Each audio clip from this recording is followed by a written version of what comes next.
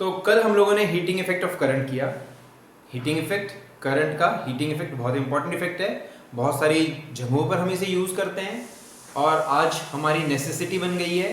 अगर आपके घर में गैस खत्म हो गई है तो आप लोग सीधे हीटर के ऊपर जाओगे, हीटर पे खाना पकाने के लिए जाओगे, वो हीटिंग इफेक्ट ऑफ करंट है। आपके गीज़र में हीटिंग इफेक्ट ऑफ करंट है, आपकी इलेक्ट्रिकल आयरन में हीटिंग इफेक्ट ऑफ करंट है, आपके टोस्टर के अंदर हीटिंग इफेक्ट ऑफ करंट है, आपके इनकैंडिसेंट बल्ब्स लट्टुओं के अंदर भी हीटिंग इफेक्ट ऑफ करंट है। कई बार हम लोग इसको फायदे के लिए यूज करते हैं, कई बार जो हीटिंग इफेक्ट होता है वो साइड इफेक्ट होता है एक तरीके से ना। रियल में हम हीटिंग नहीं करना चाहते हैं लेकिन गर्म हो जाता है। जैसे फोन का चार्जर गर्म हो जाता है, आपका फोन भी गर्म हो जाता है। आप नहीं चाहोगे कि आपका फोन गर्म हो जाए। कभी कभी आपने सुना होगा कि बैटरी फट गई वगैरह वगैरह, तो ये ओवर हीटिंग की वजह से ऐसा होता है, ठीक है। और कई बार हम देखते हैं कि हमारा इन्वर्टर भी गर्म, हमारी बैटरी भी गर्म, हमारा बल्ब भी गर्म। तो बल्ब को गर्म होने के लिए नहीं बनाया गया था, वो तो गर्म हो गया। चलो ये सब बातें हम कर चुके। अच्छा, इसके बाद मैंने तुम लोगों को बताया था कि 60 वॉट वाली प्रॉब्लम, 100 वॉट वाले बल्ब की प्रॉब्लम, पावर रेटिंग, है ना। अब हम आगे चलेंगे कि अगर आप अपने रेजिस्टेंसेस को, आपके डिवाइसेस को अगर सीरीज में जोड़ दो तो टोटल पावर का फॉर्मूला क्या आएगा। अगर उन्हीं डिवाइसेस को पैरेलल में कनेक्ट कर दो तो टोटल पावर का फॉर्मूला क्या आएगा, ठीक है। और इसी तरीके से हम लोग टोटल पावर निकालने के बाद हम लोग पढ़ेंगे सोर्स की एफिशिएंसी। सोर्स की एफिशिएंसी मतलब सोर्स कितना ज़्यादा आउटपुट दे रहा है, उसकी रेशो निकालेंगे इनपुट के कंपैरिजन में। फिर हम लोग डिराइव करेंगे मैक्सिमम पावर कितनी हमें मिल सकती है, ठीक है। हमारे सोर्स से मैक्सिमम पावर कब और कैसे मिल सकती है, फिर उसकी एफिशिएंसी भी हम लोग डिराइव करेंगे। तो आज का टॉपिक होगा हमारे, ये सभी टॉपिक्स होंगे। तो सबसे पहले हम करेंगे power of resistors connected in series. So equivalent power, equivalent power of resistors connected in series. समझ गए? मतलब हमने कई सारी डिवाइस ली, डिवाइस ही रेजिस्टेंस होता है, ये बात भी अच्छे से समझ लो। रेजिस्टेंस सचमुच में रेजिस्टेंस वायर हो ऐसा जरूरी नहीं है और ऐसा होता भी नहीं है। हमारे पास होते हैं केवल इलेक्ट्रिकल डिवाइसेस और हर डिवाइस का अपना रेजिस्टेंस होता है। तो अगर अपने डिवाइसेस को हम लोग इस तरीके से सीरीज में कनेक्ट कर दें, ऐसे इस तरीके से कनेक्ट कर दें सीरीज में, हमारे पास 3 डिवाइस थे, हमने तीनों को सीरीज में ऐसे कनेक्ट कर दिया और यहाँ पर लगाया कोई वोल्टेज का सोर्स और यहाँ पर की भी लगा ली, लगाना चाहो तो लगा लो। फिलहाल तो की का पर्पस यही है कि हम स्विच ऑफ कर सकें, स्विच ऑन कर सकें। तो ये हमारा कोई सर्किट है, ठीक है। ये ऐसा भी कह सकते हो 3 अलग अलग डिवाइस है। ये वाली जो डिवाइस है, ठीक है, ये V वोल्टेज पर और P1 पावर से चलेगी, ठीक है। V1 वोल्टेज अगर दी जाएगी तो P1 पावर का आउटपुट ये देगी या P1 पावर ये कंज्यूम करेगी। इसी तरीके से ये V वोल्टेज दी जाए, ठीक है, तो ये P2 पावर देती है। और अगर इसमें भी V वोल्टेज दी जाए तो इसमें P3 पावर कंज्यूम होती है। समझ गए? इसका मतलब ये नहीं है कि इसके क्रॉस V वोल्टेज ड्रॉप हो रही है, ठीक है। ये मैंने V लिखा है ना, इसका ये मतलब नहीं है कि इसके अक्रॉस V वोल्टेज ड्रॉप होती है। इसका ये मतलब है कि इसकी रेटिंग इतनी है कि V वोल्टेज अगर दी जाए तो ये P1 पावर कंज्यूम करेगी। अगर इसमें V पावर दी जाए, सॉरी V वोल्टेज दी जाए ये, तो ये P2 पावर कंज्यूम करेगी। और इसमें V पावर दी जाए, V वोल्टेज दी जाए तो P3 पावर कंज्यूम करेगी, ठीक है। अगर हम सीरीज में जोड़ दें तो टोटल पावर क्या होगी, ये है हमारा क्वेश्चन कि अगर इन सबको सीरीज में जोड़ देते हैं तो टोटल पावर क्या आएगी। तो देखो सीरीज में क्या चीज ऐड होती है, रेजिस्टेंस ऐड होता है। तो हम लिखेंगे R is equal to R1, बल्कि मैं यहां लिख देता हूं, R is equal to R1 plus R2 plus R3। ये होता है ना हमारा इक्विवेलेंट रेजिस्टेंस, है कि नहीं। अच्छा, R1 क्या होगा? अगर V वोल्टेज पर P1 पावर होती है तो R बनेगा V स्क्वायर बाई P। कौन सा फॉर्मूला लगाया मैंने ये वाला फॉर्मूला लगाया क्या, P is equal to V square by R, ये वाला फॉर्मूला हमने यूज किया है। तो इसके हिसाब से R बनेगा वी स्क्वायर बाई पी, तो R1 बनेगा वी स्क्वायर बाई P1। फिर से मैं याद दिला रहा हूं कि जो V है ना, this is not the voltage drop across this resistance, इस रेजिस्टेंस के अक्रॉस वोल्टेज V नहीं है। ये क्या दिखाता है, ये रेटिंग दिखाता है, रेटिंग। फिर से याद दिलाऊं, रेटिंग होती क्या है, जब आप कुछ चीज खरीद के लाते हो तो उसके डब्बे पर बाहर लिखा रहता है कि भाई इतनी वोल्टेज पे चलेगा तो इतनी पावर आउटपुट देगा, कंज्यूम करेगा, ये मतलब है इसका, या इतनी पावर कंज्यूम करेगा, ये मतलब होता है इसका। ठीक है, अगर वोल्टेज कम हो जाएगी तो पावर बदल जाएगी। तो R1 को लिखा we square by P1, R2 को लिखेंगे वी स्क्वायर बाई P2 और R3 को लिखेंगे वी स्क्वायर बाई P3 और R की जगह लिखेंगे V square by P। P होगी इक्विवेलेंट टोटल पावर। तो अगर सभी को मिलाकर के जो डिवाइस मिलेगी उसको भी उतनी वोल्टेज देंगे तो हम R को लिखेंगे वी स्क्वायर बाई पी। तो इससे हमें क्या मिला, इससे मिला 1 by P is equal to 1 by P1 plus 1 by P2 plus 1 by P3। मतलब क्या हुआ, टोटल पावर इंक्रीज कर गई या डिक्रीज कर गई, ये तो उनका रेसिप्रोकल का सम आया ना। तो टोटल पावर का reciprocal is reciprocal sum of the reciprocal of all the powers of all the sources, all the devices, सभी डिवाइसेस की पावर के रेसिप्रोकल का सम ही इक्विवेलेंट पावर का रेसिप्रोकल होगी। इसका मतलब क्या हुआ, टोटल पावर डिक्रीज कर जाएगी। समझ गए, टोटल पावर डिक्रीज कर जाती है अगर हम सभी डिवाइसेस को सीरीज में कनेक्ट कर दें। जैसे 60 वॉट का है, ये 100 वॉट का है, ये 2000 वॉट का है, तो तीनों को मिलाकर के अगर इकट्ठा हम सीरीज में जोड़ देते हैं तो जो टोटल पावर कंज्यूम करेगा ना, वो हमारे 60 वॉट से भी कम होगी, छोटे से भी छोटी पावर कंज्यूम करेगा। इन तीनों में जो सबसे छोटा होगा ना, जैसे 60 वॉट का ये था, 100 वॉट का ये था, 2000 वॉट का ये था, तो जो टोटल पावर आएगी वो हमारे 60 वॉट से भी कम आएगी। ये बात क्लियर हुई। एक तो टोटल पावर कम हो गई, और कितनी कम हो गई, सबसे छोटे से भी छोटी हो गई। दूसरी बात, अगर हमारे सर्किट के अंदर करंट अचानक से बढ़ जाए, तो करंट अगर बढ़ जाएगा तो सबसे ज्यादा हीटिंग किसमें होगी, सीरीज में कौन सी चीज से रहती है, करंट। तो करंट तीनों में कैसा रहेगा, सेम। तो हीटिंग ज्यादा किसमें होगी, कौन सा फॉर्मूला यूज करेंगे हीटिंग के लिए, हम लोग यूज करेंगे I square R into T.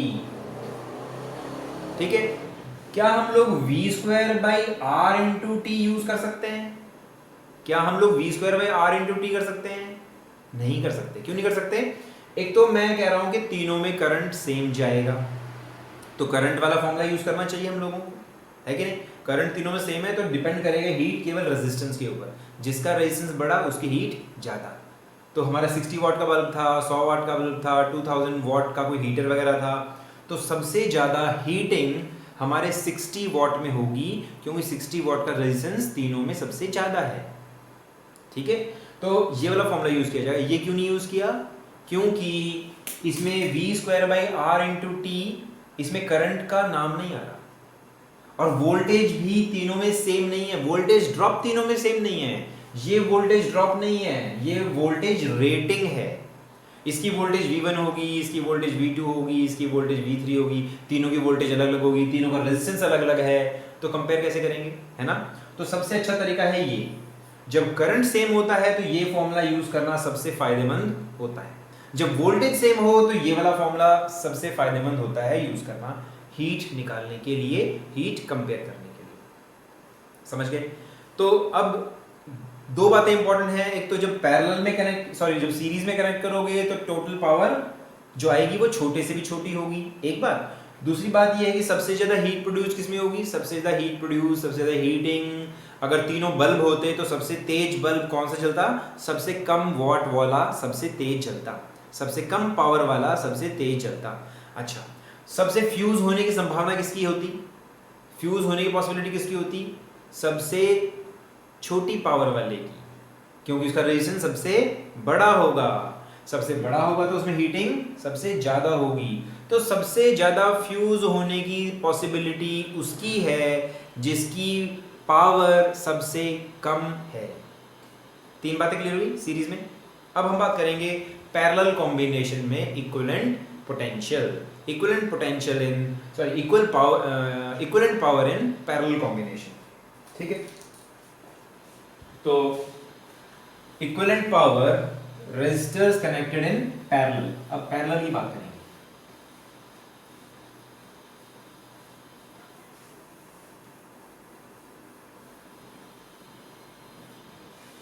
Okay, in parallel.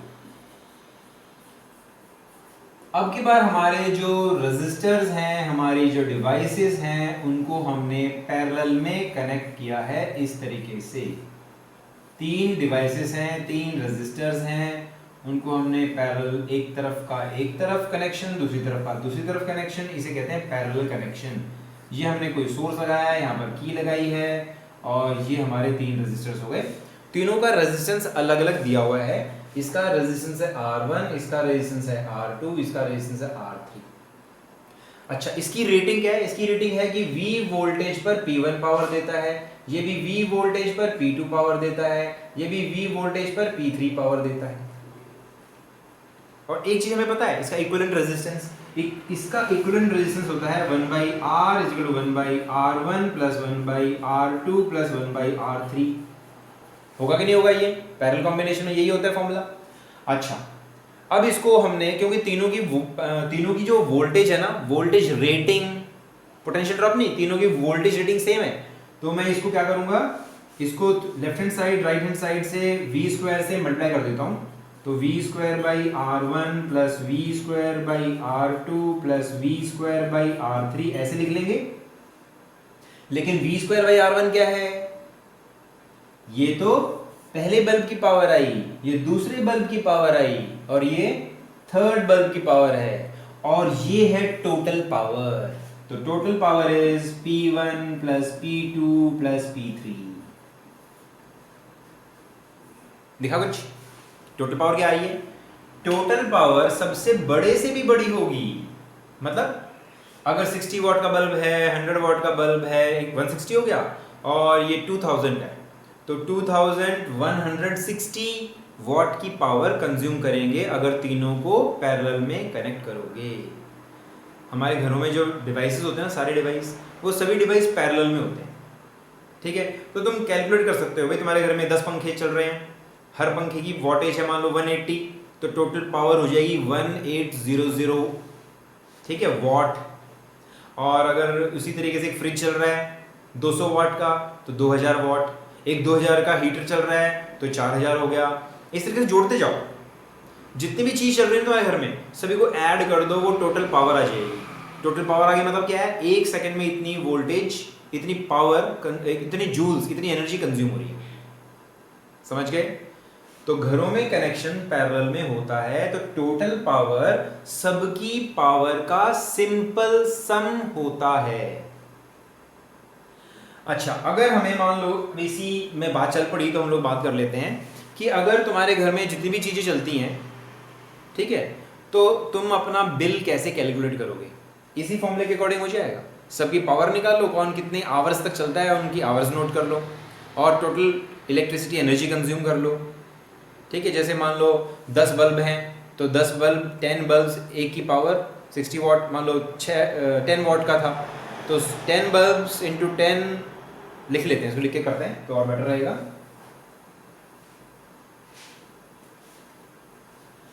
अगर 10 बल्ब्स हैं और हर बल्ब की 10 वॉट है, और ये मान लो 10 आवर्स तक चलते हैं, 10 आवर्स, तो 1000 वॉट आवर, यानी कि 1 यूनिट, 1 यूनिट इलेक्ट्रिसिटी कंज्यूम करेंगे। ऐसे ही फैंस का कर लो, मान लो तुम्हारे घर में है 5 फैंस, और एक फैन की जो वॉटेज है वो है 200, और कितने घंटे चलते हैं? सर चलते ही रहते हैं, है ना। चलो 20 आवर्स लगा लेंगे, 20 आवर्स, तो क्या हो जाएगा? 1000 और 10,000 20,000 वाट आवर, तो कितने किलो वाट आवर हुए? 1000 से डिवाइड कर दो, ये हो जाएगा 20 यूनिट्स। तो 20 यूनिट तो तुम्हारे पंखों ने ही खाली।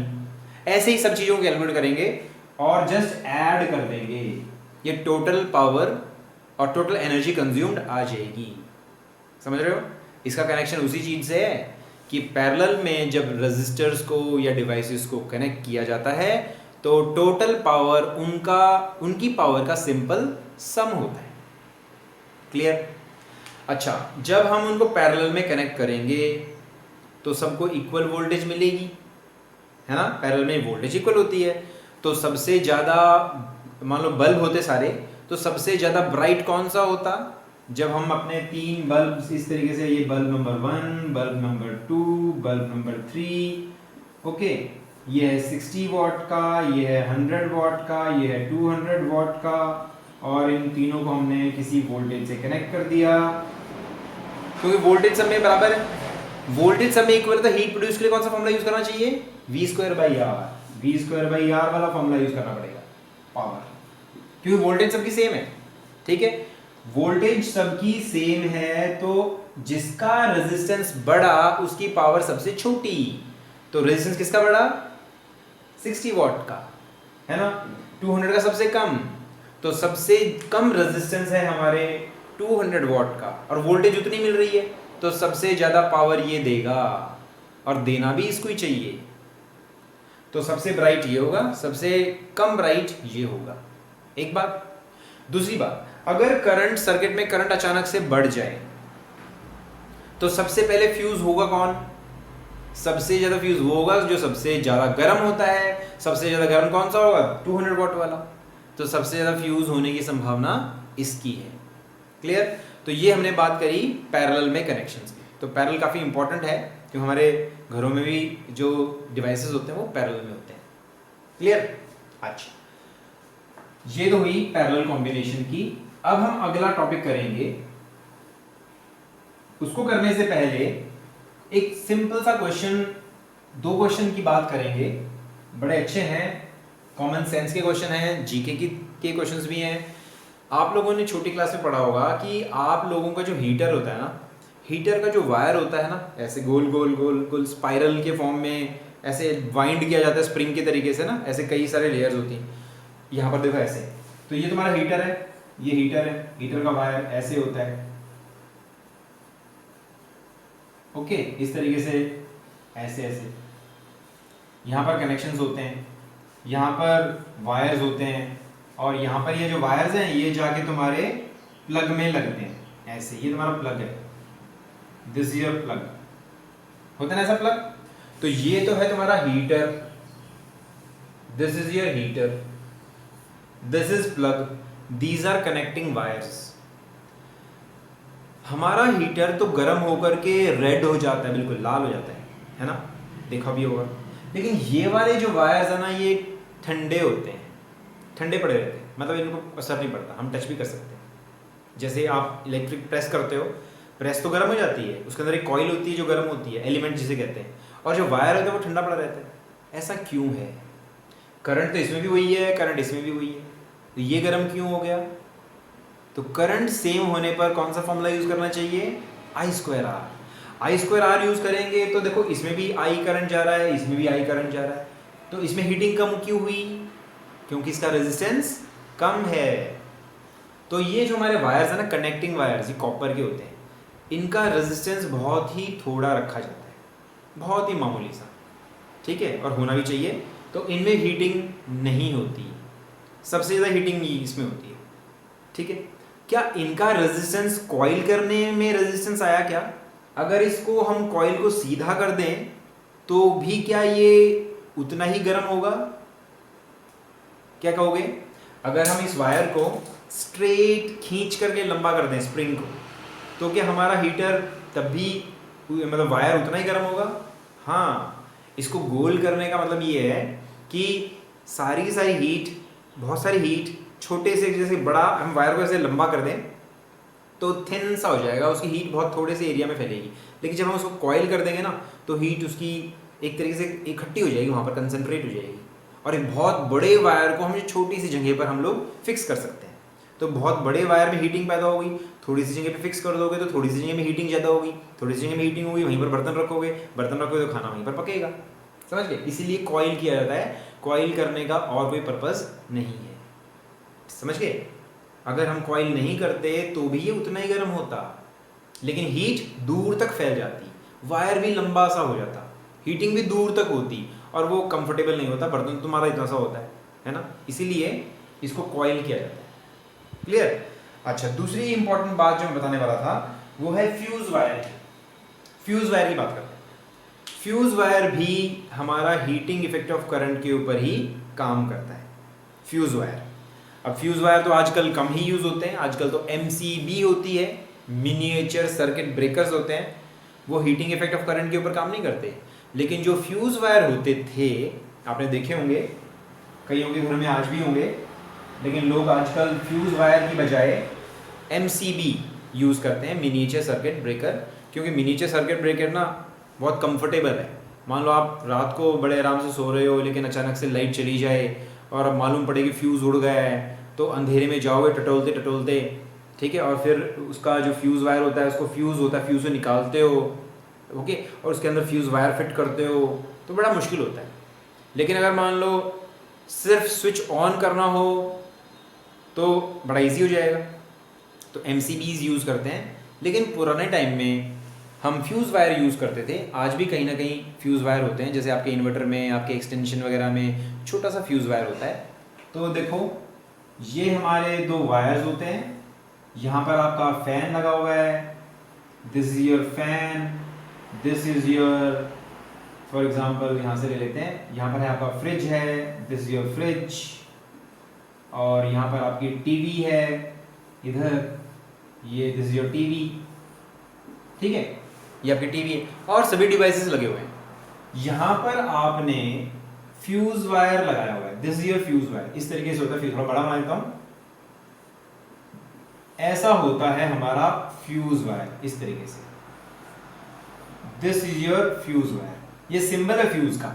ये वायर ऐसे ऐसे वायर को ऐसे लपेटते हैं, ठीक है। ये जो वायर होता है, फ्यूज वायर एक स्पेशल अलॉय का बना होता है, जिसका मेल्टिंग पॉइंट काफ़ी कम होता है। ये कमज़ोर कड़ी की तरह काम करता है। हमारा जो फ्यूज़ वायर है ना, वो कमज़ोर कड़ी की तरह काम करता है कि अगर इसको खींचा जाए तो सबसे पहले फ्यूज़ टूटेगा। यानी अगर इसमें हमारे सर्किट के अंदर करंट अचानक से बढ़ जाएगा ना, तो सबसे पहले बाकी चीज़ों को नुकसान पहुंचने से पहले फ्यूज़ वायर मेल्ट हो जाएगा। तो ये भी हीटिंग इफेक्ट ऑफ करंट के ऊपर ही बेस्ड है। हमारे फ्यूज़ वायर का रेजिस्टेंस कैसा होना चाहिए, हीटिंग होने के लिए और जलने के लिए दो बातें होनी चाहिए। एक तो इसका मेल्टिंग पॉइंट छोटा होना चाहिए, ठीक है, जल्दी से मेल्ट कर जाना चाहिए, और इसकी रेजिस्टिविटी या रेजिस्टेंस काफ़ी बड़ा होना चाहिए, ठीक है। तो इसकी रेजिस्टिविटी और रेजिस्टेंस बड़ा होना चाहिए। तो ये है हमारा फ्यूज़ वायर। क्लियर? तो अगर अब ओवरलोडिंग की बात कर लेते हैं। मान लो इन्हीं दो तारों पर हमारे इसकी रेटिंग है मान लो 16 एम्पियर। 16 एम्पियर तक हमारा ये जो वायर है ना, ये फ्यूज़ 16 एम्पियर करंट तक बर्दाश्त कर सकता है। तो देखो, हमारा फैन 200 वॉट का, हमारा फैन कितने वॉट का, 200 वॉट का, कितनी वोल्टेज पे है ये, 200 वोल्टेज पे काम करेगा। तो इसका करंट कितना हुआ, इसके अंदर करंट कितना फ्लो करेगा, तो हम निकालते हैं P = IV वाले फॉर्मूले के अकॉर्डिंग I आ जाएगा 1 एम्पियर, ठीक है, 1 एम्पियर आ गया। तो हम लोग बाकी सब चीज़ों की बजाय फैन ले लेते हैं, फैन को ही कंसिडर कर लेते हैं। मान लो हमने और फैन लगा रखे हैं यहाँ पर, फैन से काम चल जाएगा, नहीं तो बार बार कैलकुलेशन करनी पड़ेगी। अगर आपने 16 एम्पियर का फ्यूज़ लगाया हुआ है, तो आप कितने फैंस लगा सकते हो। एक फैन 1 एम्पियर लेता है और हमारे फ्यूज़ की रेटिंग है 16 एम्पियर्स, मतलब 16 एम्पियर से जैसे ज़्यादा होगा ना, फ्यूज़ ब्रेक हो जाएगा, कनेक्शन टूट जाएगा और हमारा सर्किट जलने से बच जाएगा। तो हमारे कितने फैंस लगा सकते हैं। एक फैन 1 एम्पियर लेता है, तो हम लोग कितने फैंस लगा सकते हैं, कम से कम 16 फैंस लगा सकते हैं। हम लोग 16 फैन लगा सकते हैं, समझ गए।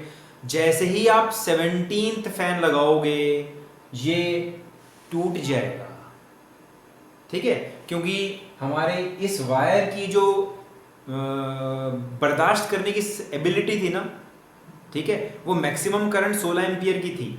तो 16 एम्पियर से जैसे ही ज़्यादा जाएगा इसमें इतनी ज़्यादा हीटिंग हो जाएगी कि ये मेल्ट हो सकता है, इसमें आग लग सकती है। इसके आग लगने से घर में भी आग लग सकती है या फैक्ट्री में भी आग लग सकती है। तो ओवरलोडिंग क्या हुई भाई? ओवरलोडिंग ये हुई कि हमारा जो फ्यूज़ था ना वो 16 एम्पियर का ही था, लेकिन हमने फैंस लगा दिए 17, जबकि 16 फैन ही लग सकते थे। क्लियर है? एक छोटा सा एग्जांपल और ले लेते हैं। मान लो आपने फैन की बजाय लगाया है एसी। आपने एसी लगाया, एसी है 200 वॉट का और 2000 वॉट का। हमारा जो एसी है 2000 वॉट का है और 200 वोल्ट पे काम करता है। तो कितना करंट लेगा ये? तो हमारा जो करंट लेगा P equal to I V वाले फॉर्मूले को हिसाब से करंट हो जाएगा 10 एम्पियर्स। कितना? 10 एम्पियर्स। तो देखा जाए तो 16 एम्पियर काम कर देगा, लेकिन जब एसी स्टार्टिंग में चलता है ना तो काफ़ी ज़्यादा करंट लेता है। ठीक है, तो अगर हम यहाँ पर 5 एम्पियर का फ्यूज़ लगाएं तो हमारा एसी चलेगा ही नहीं, चलने से पहले ही फ्यूज़ उड़ जाएगा, है कि नहीं? क्योंकि 5 एम्पियर और हमारा एसी ले रहा है 10 एम्पियर्स। क्लियर? और जब एसी चलता है तो काफ़ी सारा करंट लेता है, इसलिए घर की लाइट भी डिम हो जाती है। इसकी भी बात करेंगे कि घर की लाइट डिम क्यों होती है। तो क्लियर है बात कि जब हम लोग यहाँ पर 10 एम्पियर्स हमारा रनिंग करंट 10 एम्पियर्स का है और स्टार्टिंग करंट तो और भी ज़्यादा है, तो यहाँ पर 5 एम्पियर का फ्यूज़ काम नहीं करेगा। यहाँ पर रियल लाइफ में तो 32 एम्पियर्स के फ्यूज़ लगाए जाते हैं। ठीक है, 32 एम्पियर्स का फ्यूज़ लगाया जाएगा। अब दूसरी बात करते हैं जो मैंने बीच में हमारे आ गई थी कि जैसे ही हम लोग एसी को ऑन करते हैं तो यहाँ पर जो बल्ब लगा हुआ है, इधर एक बल्ब लगा हुआ है, ठीक है, ये बल्ब डिम क्यों हो जाता है? ये बल्ब डिम क्यों होता है? अब देखो, एसी की जो वॉटेज है ना, इसकी जो वॉट है वो है 2000 वॉट, ओके, और 200 वोल्ट पे काम करता है। और हमारा जो ये बल्ब है ना, बेचारा बल्ब है 10 वॉट का और 200 वोल्ट पे काम करता है। तो इसका रेजिस्टेंस निकालें तो इसका रेजिस्टेंस आ जाएगा, क्या आ जाएगा? V square by P। तो इसका रेजिस्टेंस यहाँ निकाल लेते हैं। इसका AC का जो रेजिस्टेंस आ जाएगा हम लोग लगा सकते हैं, इस वाले फॉर्मूले से यूज कर सकते हैं। इस वाले फॉर्मूले को यूज कर लेते हैं। वोल्टेज है हमारे पास, करंट है, तो रेजिस्टेंस आ जाएगा V बाई आई 200 बाई 10 यानी कि 20 ओम्स। हमारा AC का रेजिस्टेंस है 20 ओम्स। इसका रेजिस्टेंस देखो, इसका रेजिस्टेंस आ जाएगा, ये पावर है, ये वोल्टेज है, तो रेजिस्टेंस जाएगा V square by P। V square मतलब 40,000 डिवाइडेड बाई 10, सो इससे आ गया 4000 ओम्स। हमारे बल्ब का रेजिस्टेंस कितना है? 4000 ओम्स। और हमारे एसी का रेजिस्टेंस कितना है? केवल 20 ओम्स। मतलब ये हाईवे है, एक तरीके से हाईवे करंट का। कौन? एसी। जैसे ही एसी को ऑन करोगे ना, बहुत थोड़ा सा रेजिस्टेंस होगा, बहुत थोड़ा सा रेजिस्टेंस, तो ज्यादातर करंट तो इसमें से फ्लो करना शुरू कर देगा, है ना? ज्यादातर करंट हमारे एसी में से फ्लो करना शुरू कर देगा, और ज्यादातर करंट हमारे एसी में से फ्लो करना शुरू करेगा तो अचानक से थोड़ा सा यहाँ पर डिम हो जाएगा, हमारा यहाँ पर करंट थोड़ा सा डिक्रीज कर जाएगा, और करंट डिक्रीज कर जाएगा तो हमारा बल्ब थोड़ा सा डिम हो जाएगा। ठीक है, और धीरे धीरे धीरे धीरे एडजस्ट होते होते होते होते फिर नॉर्मलाइज होने पर हमारा बल्ब अपनी नॉर्मल ब्राइटनेस पे चलना शुरू कर देता है। क्लियर? इसीलिए एसी को ऑन करने पर या फिर सबमर्सिबल को ऑन करने पर या कई बार प्रेस को ऑन करने पर, कोई बड़ी डिवाइस को ऑन करने पर जिसकी वॉटेज ज़्यादा है, ऑन करने पर बाकी चीज़ें थोड़ी सी डिम हो जाती हैं। तो इसका एक ही रीज़न है कि बड़ी वॉटेज वाले डिवाइसेस का रेजिस्टेंस होता है छोटा, और छोटा रेजिस्टेंस होने के नाते उसमें से बहुत ज़्यादा करंट फ्लो कर सकता है, इसलिए बाकी डिवाइस में करंट कम हो जाता है। क्लियर? तो ये बात हुई हमारी इसकी। अब हम लोग बात करेंगे एफिशिएंसी ऑफ सोर्स, हमारे सोर्स की एफिशिएंसी। एक बार देख, कितना टाइम रहता है? टाइम थोड़ा सा रहता है, चलो इसको कल कर लेंगे। एफिशिएंसी ऑफ सोर्स, बातों बातों में आज ये सारी चीज़ निकल गई, तो एफिशिएंसी ऑफ सोर्स निकाल लेंगे, मैक्सिमम पावर ट्रांसफर थ्योरम निकालेंगे, और मैक्सिमम पावर कब हो सकती है, एफिशिएंसी कब होती है, इसको कल और डिस्कस कर लेते हैं। वैसे मेरा प्लान था कि आज इस यूनिट को ख़त्म करने का। क्लियर? तो हम लोग कल करेंगे इसको। ओके, कोई डाउट हो तो मुझे लिख करके भेज सकते हो। तो meet you tomorrow, bye all of you.